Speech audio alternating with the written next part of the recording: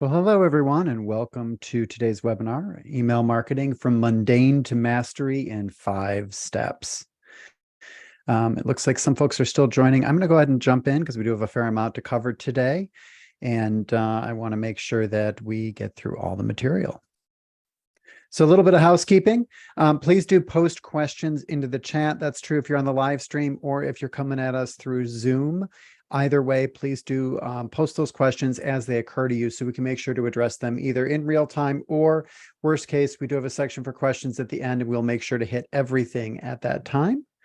And don't worry about taking screenshots. A copy of these slides along with the link to the recording will be sent to you afterwards. If you are joining on the live stream and want to get in on those slides, there'll be a form at the end you can fill out. A little bit about me. I'm Steve Robinson. I'm the founder and CEO here at Brilliant Metrics. In addition to that, I do a fair amount of speaking and teaching with UW-Milwaukee School of Continuing Ed. And I do have 3 children. They are out of the house right now, so we don't have to worry about them interrupting me, but it is summer break, so they do interrupt me on a fairly regular basis. A little bit about Brilliant Metrics is the only part of today's webinar that is a plug, and it is a shameless plug. We are a B2B digital marketing agency. What makes us different from pretty much every other agency out there is we are really vested in our clients' success, not just in the metrics or in the results they're producing, but also in our clients really achieving their full potential as marketers, as human beings. We do a lot of training, a lot of education. We really help all of our clients get to that next level, and that's really what makes us different. All right, moving in. We are going to cover basically 5 different steps in what we call the email marketing maturity model. You can think of things as rungs on a ladder as you work to get better and better at email marketing as a practice. The first one will be covering basically how to do the batch and blast type of email marketing that we're all used to doing, but to do it a little bit better. Next up, we'll talk about evergreen content and how you can introduce an evergreen nurture to take that batch and blast to the next level. How can we personalize based on intent? We'll move on to segmentation and how to introduce a segmentation model into your email marketing program. And then finally, we'll talk about personas and kind of the last level of that personalization hierarchy. So diving right in, that maturity model that I talked about, basically, we all can't do everything as awesome as possible all the time, right? We're always getting a little bit better at various aspects of marketing, whether that's paid media, whether that's email, organic, social, PR, whatever it might be. We're constantly improving in small incremental ways. We call that a maturity model, meaning as we get better and better, we mature into being more and stronger marketers. The reasons why we all just don't jump to the end, right, are really fourfold. It could be a lack of expertise, meaning we just don't know how to do it at that level yet. It could be a lack of experience. Now, that's different from expertise. You might know how to do it, but you haven't done it with this particular organization or with this brand or since we reorganized this, right? And it's getting those reps in of building emails, building blog posts, sending webinars, sending out email, all of those activities. It's building those reps before you feel confident that you have that base level down and that experience built to move up to that next level. The last 2 are really tied together because at the end of the day, time is money, right? But you could have a lack of time to be able to run an email marketing program at that next level. You could also have a lack of content or resources, meaning I just don't have enough to talk about to run an email marketing program at that next level. Any of these 4 could be holding you back from moving up to the next rung on that ladder per se. But what I want to emphasize is regardless of what might be holding you back, and maybe there's nothing holding you back from the next rung, but maybe it's 2 or 3 rungs up, you don't want to try and go too fast. You want to get those reps in and get that experience in at each rung on this ladder that we're going to go through here today. Jumping from the beginning to the end will just cause you to make mistakes at scale. Instead of making that mistake across 1 or 2 emails, you're going to make that same mistake across 20, 30, 50 emails. It means a lot of rework. It means a lot of costly mistakes. iterate and improve slowly, and you'll get to the end. When you get to the end, don't try and rush it. All right, let's start with batch and blast. So when I say batch and blast email, I'm talking about I have a list. I load up an email, I tie it to a list, and I hit go, and everybody on that list gets that email at the same time. When you go to send those batch and blast emails, you have really two choices. You can go the newsletter route, which is basically giving your customers, your clients, your prospects, a platter of content that they can choose from inside of one email. Or you can go the snackable content route, which is that you give them one email is one main topic and maybe some additional tertiary or additional secondary or tertiary content in there, but the focus is on that one key snackable bit of content. There are pros and cons to both of these. If you're sending a newsletter, usually it's going to look something like this. It'll be a weekly roundup or weekly newsletter, monthly newsletter. It'll have the date usually in the heading, because otherwise things can end up piling up in some sort of thread inside of a lot of email clients. And then it's just going to be, article, call out, call to action, event, whatever it might be inside of there.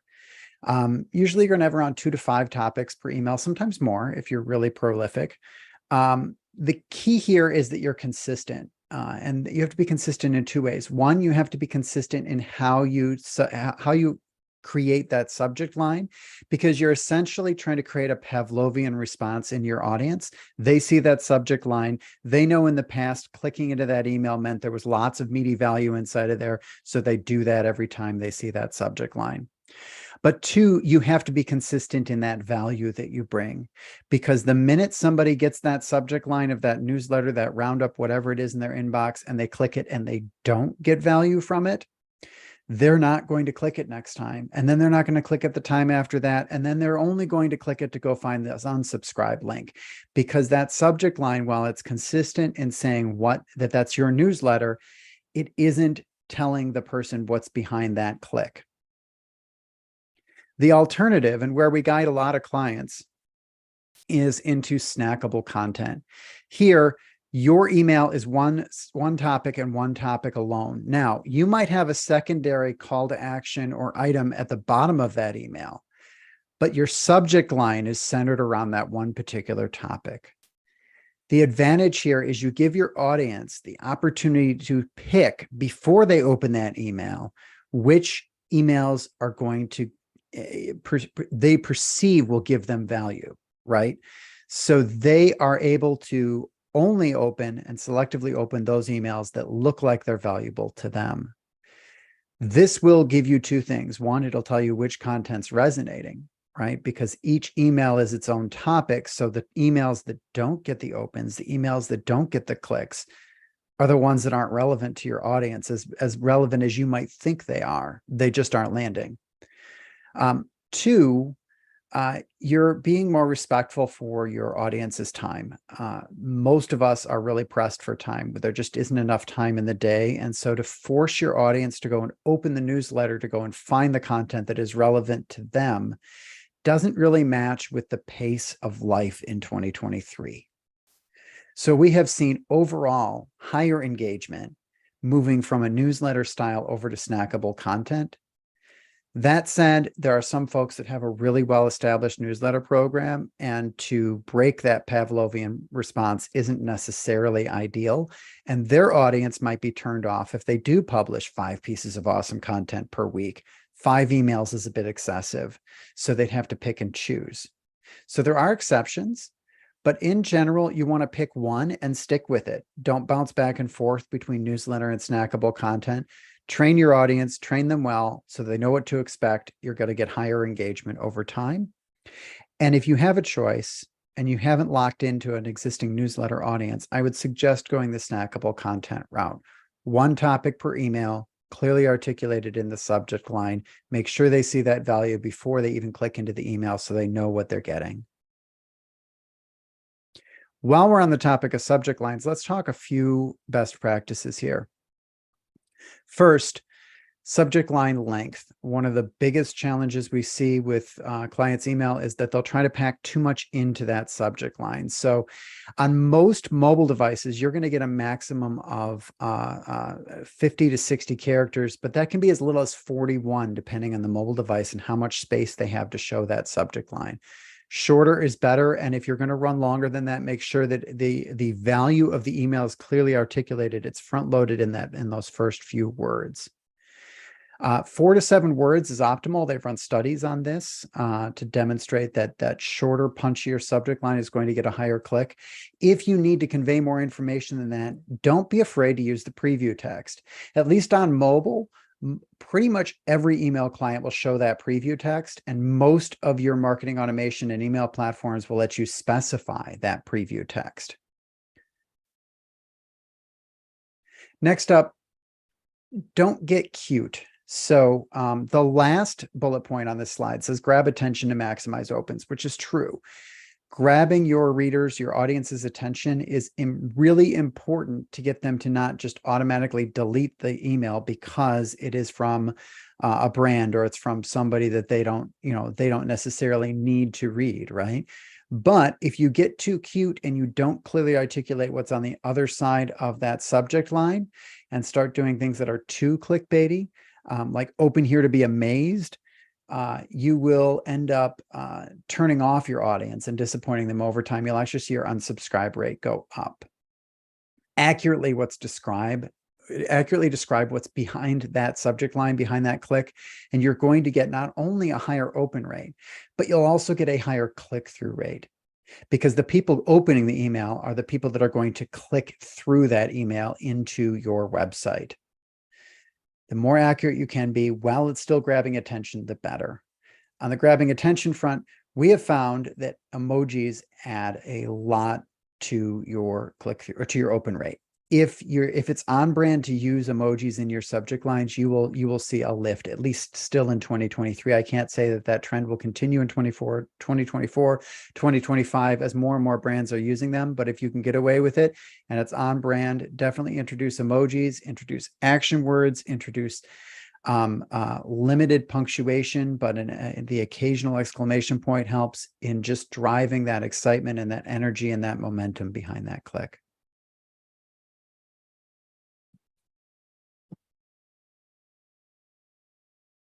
When we move into the body copy, your subject line really dictates your open rate. Your body copy really impacts your click to open rate, or what percentage of the people that opened your email clicked through. A couple of things to keep in mind here. One, long blocks of copy kill email click-through rates. Your audience is largely lazy. You're largely lazy. Think about the last time that you actually dug in and read a big, long block of copy in an email. We just don't do that. We scan, and then if something catches our attention, we will read that 1 or 2 sentence paragraph, but we're not going to read 3 or 4 sentence paragraphs or big, long blocks of copy. So break it up. We generally put 1 sentence per paragraph, maybe 2 if they're short, because it gives that reader the ability to better scan that email and find the information that is valuable to them. I know it sounds obvious, but include a strong call to action. Give somebody something to do in that email. It's funny, we see a lot of emails not clearly articulate the value behind clicking through. They'll just say this is a thing, but then not tell anybody why they need to click through. Use action words and momentum. I love, the language in this particular email was good, and which is why I grabbed it, even though it's not one of ours. It's, talk about fun. It talks about packed with insights. It talks about leveling up your skills, delivering the marketing gold. These are fun, captivating, uplifting, and energetic phrases. And the last thing, when you're going to analyze which of your emails perform well, you're going to be looking at click-through rate first, and then diving into open rate and click to open rate as your supporting metrics. Your metrics don't mean anything if you don't give somebody a reason to click through your email. I've worked with a number of brands that have packed all of the value of that blog post into the email copy itself. Now, you don't want to bury the lead necessarily, but you don't want to give away all the value in the email either, because if you do, then nobody will click the read more. They will just read your email, and you will have done an effective job of influencing them, but you'll never know it. Your metrics won't tell you that you did. So be consistent in how much you give away on each email, and make sure you don't give away too much so you get the click. All right. Those are some basics on improving your statistics with your batch and blast program. But let's talk a little bit about the next rung on that ladder, moving up that maturity model into evergreen nurtures. So, what is an evergreen nurture? Well, essentially, it is a cadence of emails that your audience consistently receives, starting with the first one. So when you add a subscriber, they start with email 1. When you first introduce a nurture, you usually have a big chunk of people starting at email 1. But after that, every new subscriber starts at the top and then trickles down, receiving a new email every X number of days, weeks, or months. In order to use an evergreen nurture, your emails all have to have a long shelf life. You can't put an email in there that is talking about some recent news item, or talking about an upcoming event, or an event that just happened, because you don't control who's receiving which emails when. The trade-off is you do control this cadence, this experience. You're able to create a consistent experience for every single person who subscribes to your email content, regardless of when they subscribed. If you think about it right now, everybody if you're running batch and blast, everybody who subscribes just jumps in midstream with whatever email you throw out there. That means everybody is at a completely different level of familiarity with your brand, with what you do, with the content, any baseline of knowledge that you might have been able to set up in previous emails. So there are a lot of advantages to Evergreen. You end up sharing only your best hits, because if an email doesn't perform, you just pull it from the cadence and replace it with a different one. You're able to control the order of that content. So if you want to hammer home a particular couple of core concepts in a series of emails before you get to later ones, well, you can't count on everybody having read every single one of those emails. At least you aren't jumping around in from 101 to 201 to 301 level concepts, right?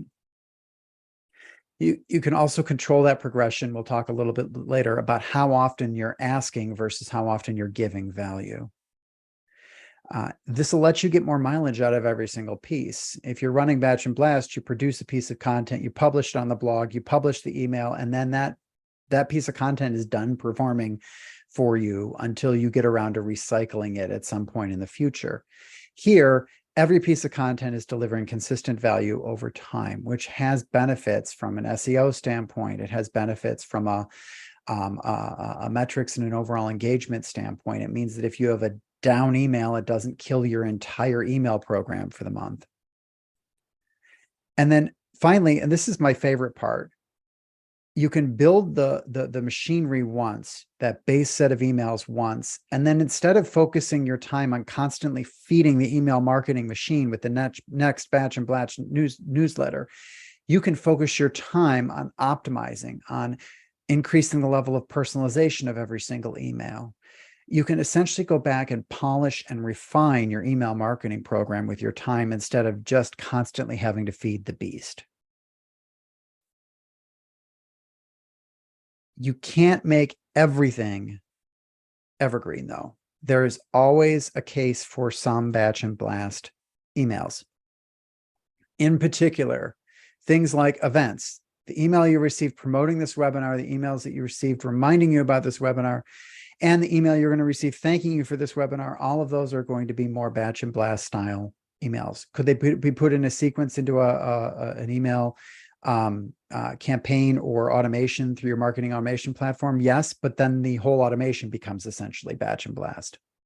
The same thing is true of timely announcements, a lot of your PR type of activity.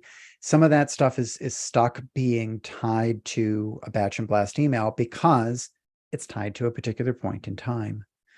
And finally, sales and incentives. We'll often see in the B2B world certain incentives for dealers, distributors, reps, etc. Those emails are going to be stuck in batch and blast land. The same thing is true if you're running in a B2C, some sort of a sale or promotion. You're going to be running that in a batch and blast format. Everything else, focus on creating as evergreen content and get that stuff into an evergreen nurture so you can set it and forget it. Not really forget it, but set it and then go back and optimize and improve it. When you go to set up that nurture, remember, one of the key advantages here is we can control that cadence of content. A good rule to remember is you should have approximately a 3-to-1 ratio of value versus an ask. In Gary Vaynerchuk's book, Jab, Jab, Right Hook, which, by the way, you don't necessarily need to read because it's basically, it could have been a blog post, but he outlines this cadence of jab, jab, jab, meaning value, value, value, followed by an ask. And we have found that structure, that cadence, that ratio works really well for our nurtures. Sometimes you can get away with value, value, value, ask. Sometimes you can get away with value, value, ask, but you always have to make sure that your value outweighs the ask on a really regular basis. And you'd be surprised when you put the ask into a dedicated email with a subject line that blatantly says, this is us selling something, what your open rate and what your engagement rate can be on those particular emails. It's much higher than you imagine, especially if you've built trust through consistent value-added emails where you're just giving away valuable information, insights. It could be incentives or things that make your audience's world better inherently without them having to take you up on an offer. Finally, a lot of people don't realize, but you're getting out of feeding the machine, right? So how do you do that? Well, none of us remember the emails we received 18 months ago. Probably don't remember the emails we received 6, 8, 10, 12 months ago, right? So you can very easily have your audience restart their cadence at the end of the last email. The only thing you have to remember is if I've got 12 months worth of email, I need to update all of my subject lines a minimum of every 12 months. Otherwise, your audience who has a threaded email program like a Gmail will see the resend of that email appear as a reply to the first email unless they've deleted the first email. So you're going to want to update all of your subject lines just a little bit. It can even be just as little as one character to prevent that threading from happening, to make sure that you don't trigger threads in your audience. Otherwise, restart them after 12 to 18 months. Nobody's going to remember having received that email, or if they do, it's because they read it and they got value from it, and they're going to actually appreciate getting reminded of that value. Okay, so rung 1 was just doing better batch and blast. Rung 2 on our ladder and moving up our maturity model was integrating Evergreen Nurtures. Now let's take that to the next level and let's create some forks in the road for our nurtures based on intent.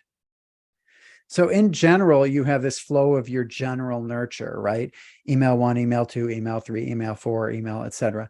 But let's say we're able to detect that this person has some intent to buy your product or service.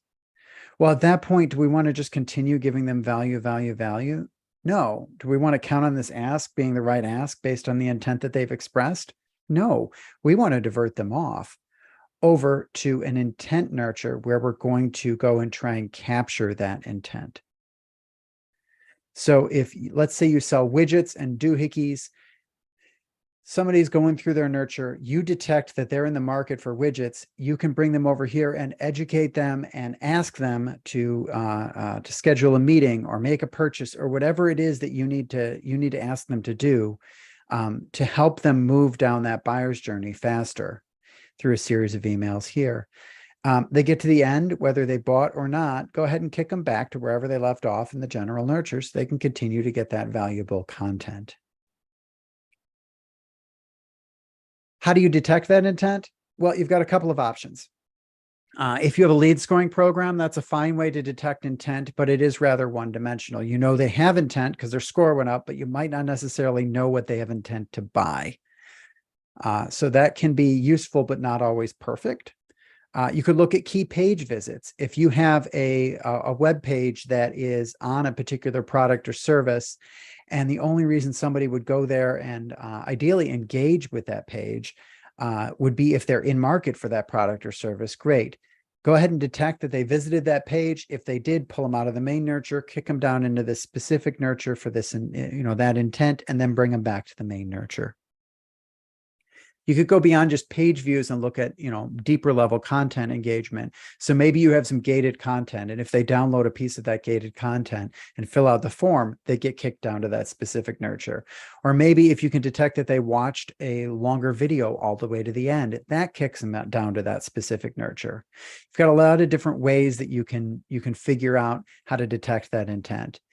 And finally, I guess I lied at the beginning. This is somewhat of a little bit of a plug. We do have a piece of proprietary technology we call SegmentWire that does a really great job of helping aggregate those intent signals across paid media as well as organic traffic. I kind of implied earlier with my widget versus doohickey example that when you go to implement this, a lot of brands don't have one particular flavor of intent. They could detect intent along a particular product or service offering in the case of the widgets versus doohickeys, right? So we could find out that this person's in market for widgets versus the next person is in market for doohickeys. But you can also create different paths for people to detect product or detect problems or opportunities. Because if you think about it, there's a reason you came into market for a given product or service. That reason is generally you identified a problem that product or service can help you with, or you identified an opportunity that product or service can help you with. And if you haven't taken the time to map out your buyer's journey and map out those different problems or opportunities that occur when somebody is moving beyond that awareness or C state in their buyer's journey, it's worth the exercise. And oftentimes those can end up being the nurtures that you build out for your intent. So this is going to vary depending on your product, service, et cetera. It's going to vary depending on how you've mapped out that buyer's journey. But figure out what those paths are that you can really double down and help accelerate your audience through their buyer's journey to that next level to become a customer or client. Okay, so level 1, better batch and blast. Level 2, moving to Evergreen Nurtures. Level 3, adding intent nurtures to your Evergreen Nurtures. Level 4 is to start to segment your audience into logical groups. So if you're B2B, which most of the folks on the call are, usually you have some sort of market segmentation. So at one point we worked with a brand that sold materials for floor installation, and the materials that they sold for people that installed laminate floors was very different from those that were installing tile. Both of them were in their market, but very different market segments, and all of their content was different depending on which of those two segments they marketed to. So in some cases, it doesn't make sense to create one evergreen nurture for your audience because they need different content. The content just isn't applicable. In some instances, it's the same content, but how you present it that is different. So excuse me for literally reading off this slide, but let's say I'm producing some content and it starts out, when thinking about investing in new equipment, in which case I'm speaking to the organization that would be investing in that equipment, right? Versus maybe I'm talking to the channel when discussing new equipment with your customer. So here I may be talking to a dealer, a distributor, a rep, a vendor, a retailer, right? And then finally, maybe I'm talking to a third party entirely who might be specifying that. It could be a consultant, an engineer, an architect, something along those lines. When specifying new equipment, you need to think about blah, blah, blah, blah, blah.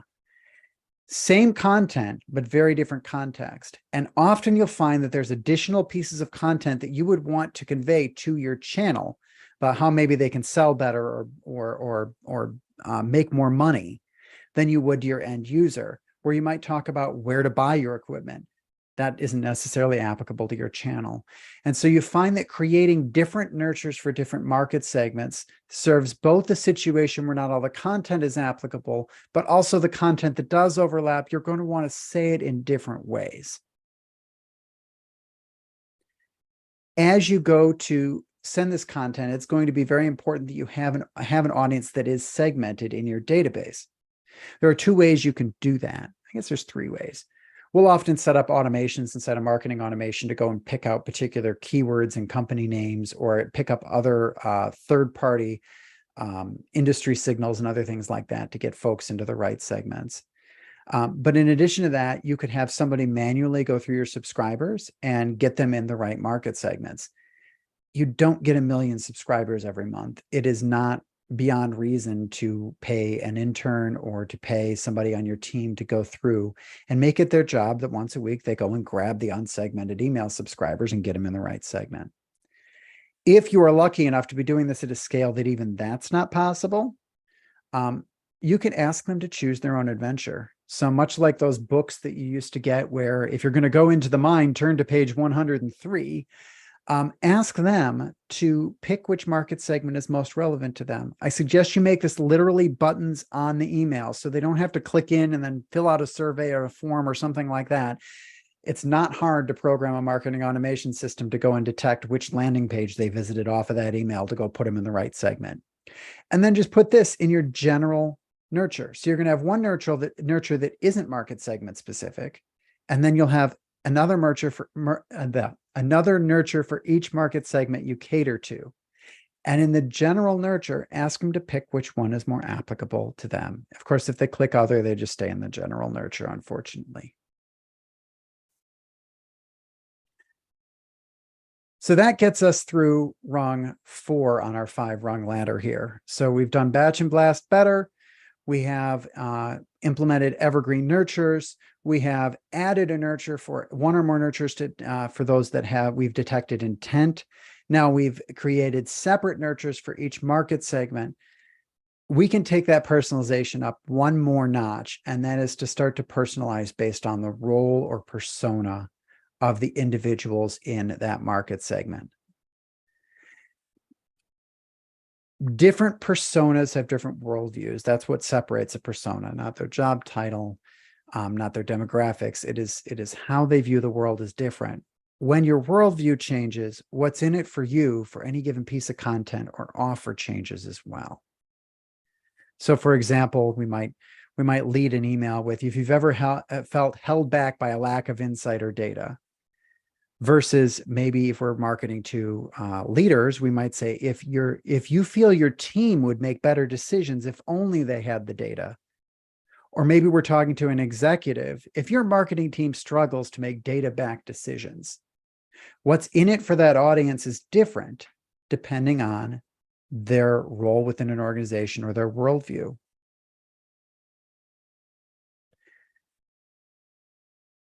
When you get to this level, you've already created separate nurtures for each one of your market segments. Then those are going to be targeting different lists that are going to be automatically built within your marketing automation platform.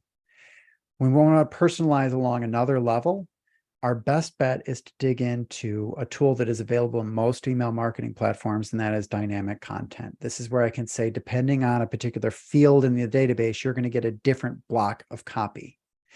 This only works because everyone in that market segment wants to receive the same content. The value for the individual receiving it might change based on the role or persona within that market segment. And so here, you can create different variations based on some field in the database. In this case, I've keyed in on persona equals Andrea. They're going to get this. These different variations have different personas for that block of content. This allows me to zero in to the nth degree on with a personalization of every single bit of copy down to not only what market segment that person is, where they are in the buyer's journey, but also what their persona is. Okay, I have not seen a ton of questions in the question. So as I go through the review here one last time, please do post your questions into chat. So in review, we can batch and blast better just by following better best practices, choosing whether we're going to be running Snackable or newsletter style content. We can advance to Evergreen and flow all of that non-timely, non-event related content into an Evergreen Nurture.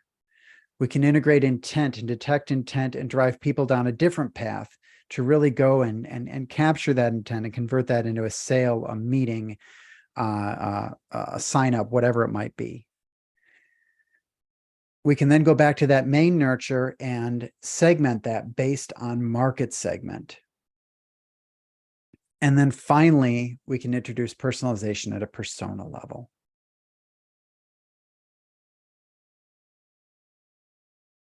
With that, I'm going to open this up. If you scan the QR code on the left, you can follow us on LinkedIn. If you scan the QR code on the right, this is really only applicable to those folks on the live stream or watching this recording after the fact on YouTube.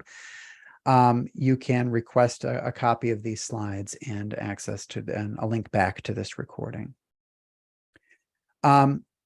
Questions? Looks like I have Elizabeth asking, she says, I understand the power of segmentation, but I have limited resources. What is the right balance between personalizing segments and email production resources? And this is a really delicate balance, because if you produce content and produce emails that are for everybody, they end up being for nobody, right?